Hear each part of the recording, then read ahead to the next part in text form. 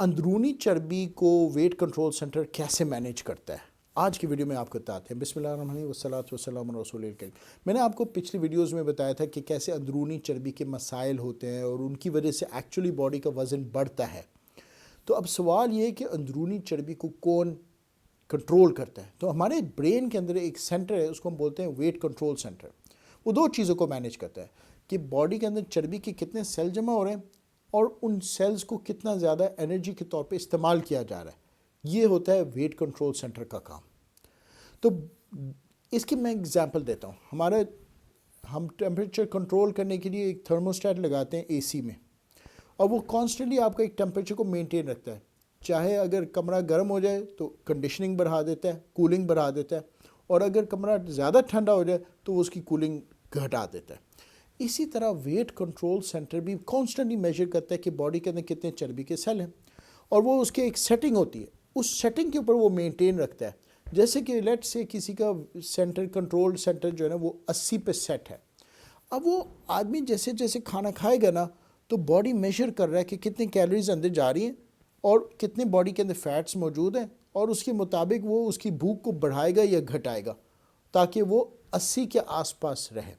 अगर वो मेहनत ज़्यादा करना शुरू कर दे, एनर्जी ज़्यादा एक्सपेंड करना शुरू कर दे, तो फिर वो भूख को बढ़ा दे ताकि उसी मुताबिक कैलोरी का इंटेक बढ़ जाए ताकि वेट 80 के आसपास रहे। और लेट्स से कि वो कम हरकत करता है तो इसी तरह वो भूख भी कम कर देता है। तो इस तरीके से weight control centre constantly body के वेट को मैनेज कर रहा होता है।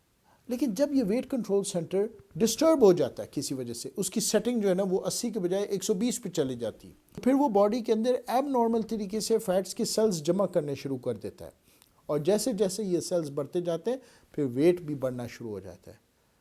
तो ये वेट कंट्रोल सेंटर की बीमारियों की वजह से ये सारे मसाइल पैदा होते हैं। अब ये क्या वजह है कि वेट कंट्रोल सेंटर की सेटिंग बढ़ जाए? उसकी एक्चुअल वजह यह है कि हमारे जो डाइजेस्टिव सिस्टम है, ख़ास तौर पे स्टमक और स्मॉल इंटेस्टाइन, वहाँ से जब खाना गुजरता है तो कुछ सिग्नल्स निकलते हैं जो वेट कंट्रोल सेंटर को अफेक्ट करते हैं। और जिन लोगों में मोटापे का मर्ज़ होता है उनके अंदर ये सिग्नल ज़्यादा मिकदार में निकलने शुरू हो जाते हैं, जिसकी वजह से उनका weight control centre high level पे सेट हुआ होता है। और जब तक कि इन सिग्नल्स को ना कम किया जाए, वेट कंट्रोल सेटिंग नीचे नहीं होती, तो उसलिए उनके लिए वज़न को कम करना और ये मोटापे को ख़त्म करना उनके लिए बहुत मुश्किल लगता है। वो खाना भी थोड़ा खाते हैं फिर भी उनका वज़न बढ़ा रहता है, क्योंकि वो सिग्नल्स की वजह से, वो उनके खाने की वजह से वज़न नहीं बढ़ रहा, उन सिग्नल्स की वजह से बढ़ा।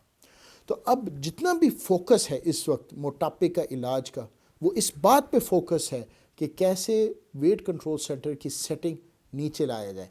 अगली वीडियो में हम आपको बताएंगे वो कौन सी तरीके हैं वेट कंट्रोल सेटिंग के, दवाइयों के ज़रिए से या सर्जरी के ज़रिए से, कि उसकी सेटिंग नीचे आ जाए।